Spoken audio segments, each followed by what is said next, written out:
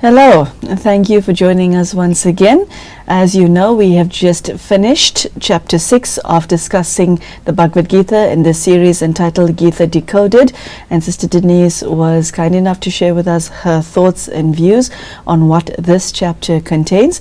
We will now go through the synopsis of the entire chapter to get the true message of what God intended for Arjuna and therefore for us. Sister Denise, it's good to see you again. Thank you. When I did an overview of chapter 6, the first impression that came to mind is that God is saying to Arjuna, you need to have a steady, stable, focused mind in order to be a yogi. Do you understand it correctly? Absolutely, yes. The concentration of a yogi is all important because yoga is represented by the steady flame, so there has to be no wind of emotion. Everything has to be stable and detached. I like that expression, the wind of emotion. That's quite graphic. Sister Denise, you have known many people who have embarked on a spiritual journey, and so have I. Many find this effort to keep the mind stable exceptionally difficult, and it is even acknowledged in certain of the shlokas that this is not easy. What would you say to such individuals who are making effort but who find this hard because of the nature of the effort? I would say that we have to understand that the mind is very, very subtle, and it moves with the slightest thought, the slightest feeling, the slightest perception. So the only way to achieve this is to continue the process of withdrawal. Withdrawal from the body, withdrawal from the mind being engaged in the senses, and then on the one hand there's the withdrawal from the physical, and then on the other hand really start focusing and creating, cultivating that connection with the Supreme Being, because the mind is equally capable of connecting to the physical or the non-physical, but it's used to working with the physical. We have to be very patient and not try and hurry it or rush it. We have to be very persistent also, and I think have faith that victory is ours. We just have to stick with it. Would you say that chapter 6 gives a very clear description of what one's relationship with oneself should be? I did like the shloka on friend and foe. It's very, very famous. You are your own best friend or your own worst enemy. So I think that the chapter 6 is really telling us, don't forget this, remember this.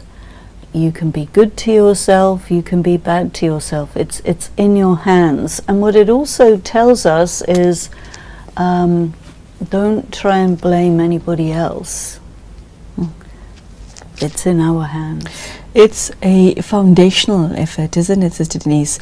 I got the impression that although this has come up only in chapter 6, that the preceding chapters may mention this in passing. This aspect is the foundation of spirituality or any spiritual endeavor. I think the initial part of the Gita is about knowledge. So first we have to understand what exactly is what, and then we begin to enter into the actual process of the practice. Sister Denise, what are the signs of whether you are a friend to the self or enemy to the self? The reason I'm asking this is because to give a name to something takes people perhaps a long time, because you can be something without knowing it.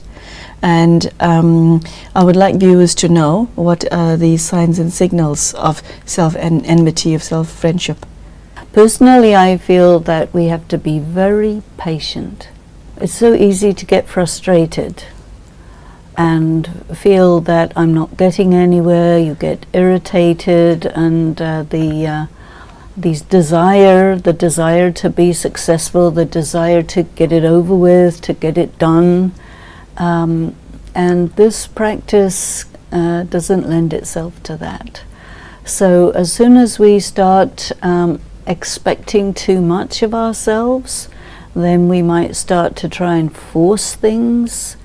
Then we're not being kind to ourselves. Then we're moving on to the other side and being the enemy of ourselves. So I think the sign is this patience, love the self. You know, even though the self is weak, even though the self is impure, even though we are having a hard time going beyond certain of the delights of human physical experiences, but if you have decided this is what I want to do, of course you don't know what it takes when you start, and as you go further you begin to realize you may decide, well, I can't do this.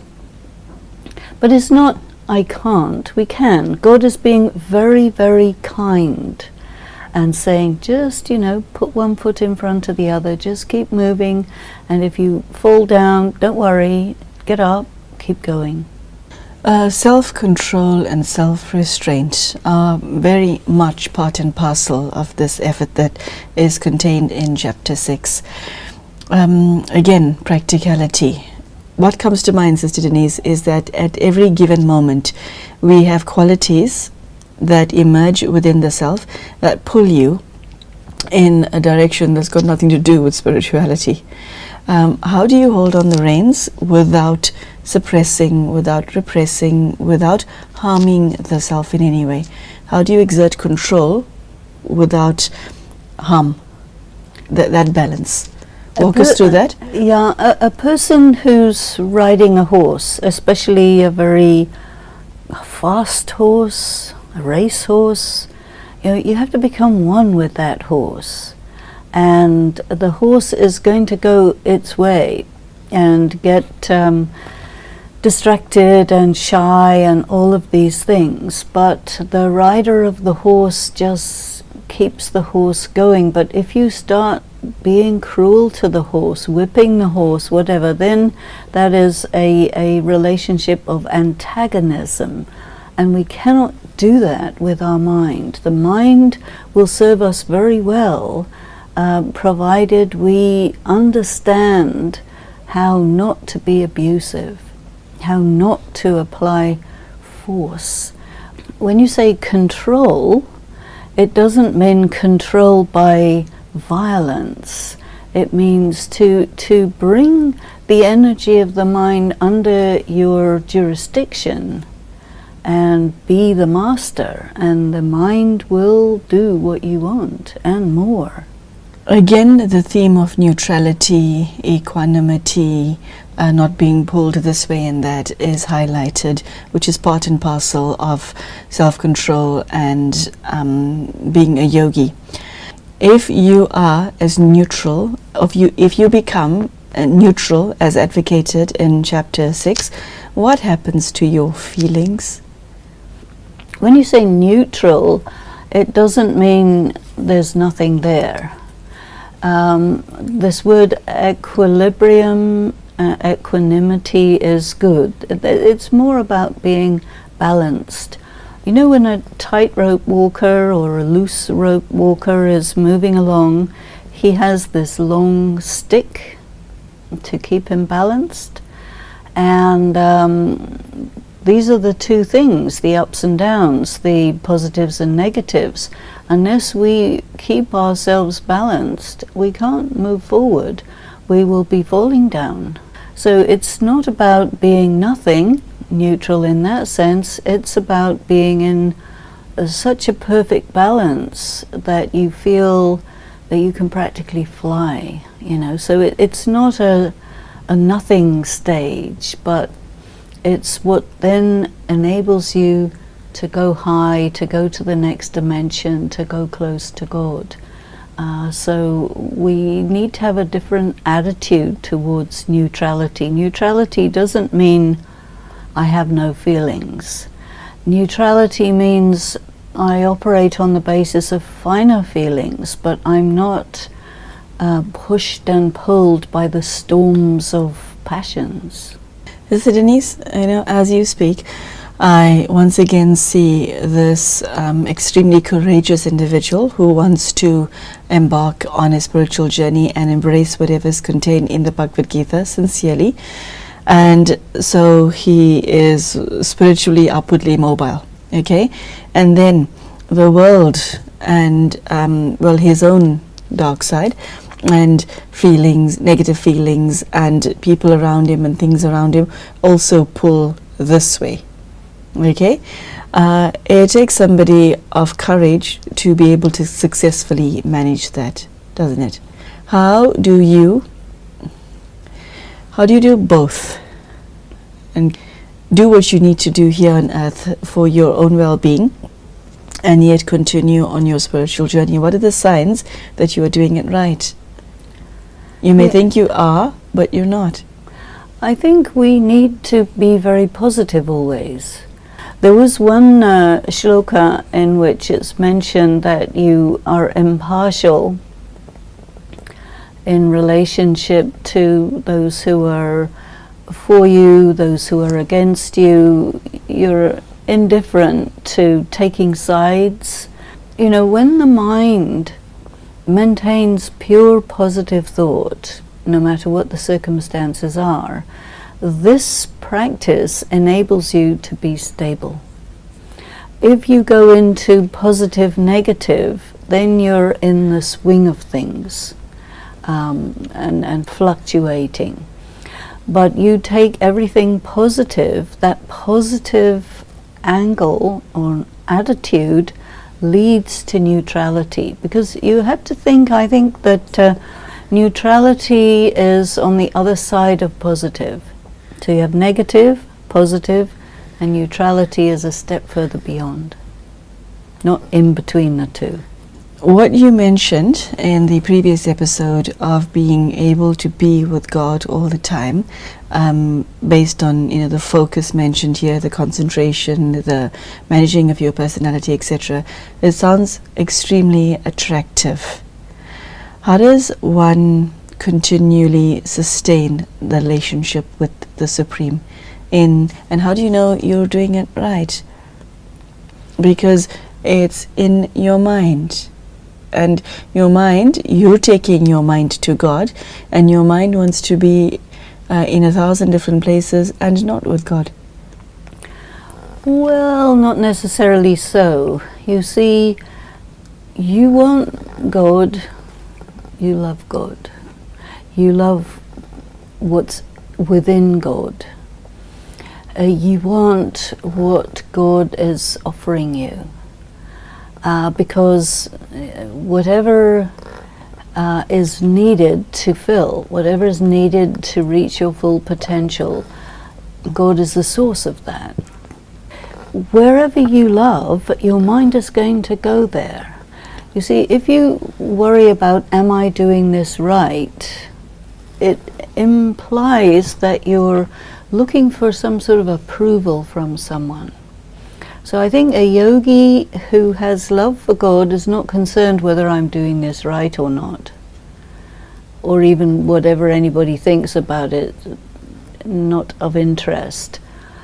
This is where I'm going, and I may have to face raw evil or my dark side, whatever it is, but it's all part of the process, so I include that in it. I don't, find myself operating in opposition to myself, you see? Sister Denise, when you go through chapter 6, it's very evident the level of discipline that's needed and contained in this chapter that says this is what you need to do. A lot of a yogin's life is discipline. Love. There's the discipline on the one hand and the love on the other side, which is, you need both, surely. But you're saying if you weigh slightly more on the love side, you're good to go? You're good to go, definitely. In the Rajyoga practice that we do in Brahma Kumaris, it's done in a very amazing way, because the first thing you do is look at stuff on the physical level. You know, you start to make changes in your lifestyle. You start to create a rhythm of living. You wake up early, you do things in measured time periods. You start to be vegetarian, you start to have time periods where you're meditating, you start to study, you see. So you're introducing a discipline and a rhythm on a physical level, and gradually it gets more and more refined, and ultimately the mental disciplines, the intellectual disciplines rest on that practice at the physical level. And so you find that you have this very strong foundation, and it's very reliable. So you just go higher and higher, no matter how many storms and obstacles, and you may experience disillusionment. But then you ask yourself, you know, okay, disillusionment is an unpleasant feeling, but is it better to live under an illusion or what? And you say to yourself, no, I don't want to live under an illusion. I want clarity. And so you realize that what you want is actually the same thing as what God wants for you. So there isn't anything going against you. There is shadow, but shadow is only there where there is light. And so where you're encountering the shadow is because of the light. So even then, your attitude towards the shadow is, you include it as part of it, and you move forward. Tell me something, Sister Denise. The lifestyle that you lead, I like what you just said, that the lifestyle that you lead has to support your relationship with God. So if your yoga practice is not successful, then you've got to look at your lifestyle and what you are doing that is that may be sabotaging you. That's interesting, because a lot of people want to include God in their lives exactly as their lives are, and as we know, people do this, that and the other that is not the same thing that God wants for them.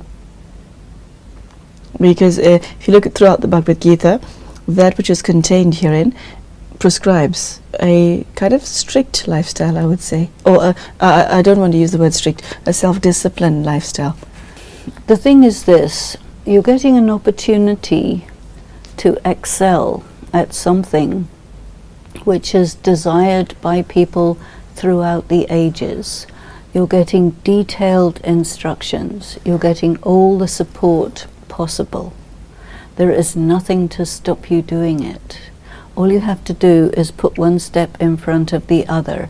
And if for any reason you fall flat, dust yourself off, pick yourself up, and start going again. Even if you go back to zero, you still do that. And one thing that I find very interesting in this practice of Raj Yoga, which is very different from what I call conventional morality, there's nothing like guilt. You know, if you can't make it because you're not strong enough, it's nothing to feel guilty about. You just start again and build up your strength and go again. You see, it's nothing to do with feeling bad or feeling guilty, oh, what will God think, this and that. This is a very kind of human angle on it. And as I mentioned a few times, the anthropomorphization of God is counterproductive, because you're imparting in and assuming and projecting onto God various human weaknesses which don't exist, and then you're making yourself suffer because of that, which is all completely imaginary. So just start to understand who God is, how He is, what He is, and how He is drawing you towards Himself, and allow that to happen, and leave behind all of that, what I call finger wagging. God is never going to wag any finger at you. You know, you've seen how kind Krishna is towards Arjuna when he is really getting confused and weak. He's not punishing or demeaning or anything like this. You see, these are very human traits, but this is a divine thing. So Denise, evil. Define evil for the viewer. Evil. Well, people are afraid of evil, and they think it's something. In the Gita, you hear the word Maya, and one meaning of the word Maya is something which is not there. And you can also see that darkness isn't a thing of itself. It is when light is missing. So as soon as you place light, there is no darkness. But at the same time, there is another way that you can speak about evil. Evil is, you know, negativity. So any kind of dark, shadow, negative emotion in one human being, then you multiply that and think of the totality of all the dark, unbearable, miserable, depressed feelings in all of humanity, and all the suffering and all the resentment towards that suffering. That accumulation is a big power, and it fills the atmosphere. That, you can say, is evil. If a person comes under the influence of their own negativity, then they're a victim of evil. But I think that we cannot say that a person is evil, you see, because a person is a soul, and all souls are fundamentally pure. But when souls get weak, when the light of the soul gets very dim, then that light is absolutely covered by darkness. So that lack of spiritual energy is what causes the human suffering. Okay, Sister Denise, I think that we have to bring today's discussion to a close, unfortunately. Is there any last words that you want to leave the viewer with before we say goodbye to you right now? I would just say that not to be afraid of the dark. You know, be light, and carry your light with you, and just move forward courageously. Okay, there you go. This is a very sweet message from Sister Denise, ending this discussion on chapter 6 on a very loving note.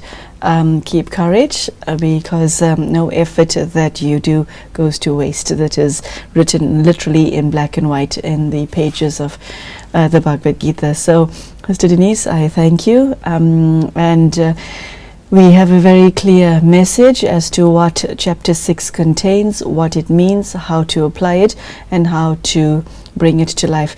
And the one thing that I do like is, if you consider yourself to be a child of God, and if this scripture is of importance to you, I think the question that you should be asking yourself is, how am I, the child of God, honoring the Bhagavad Gita? I think that is the question, and it's a very noble life to live. It's a very noble endeavor to make. So thank you so much for joining us. Thank you, Sister Denise, and I do hope to see you for chapter 7. Take care and goodbye.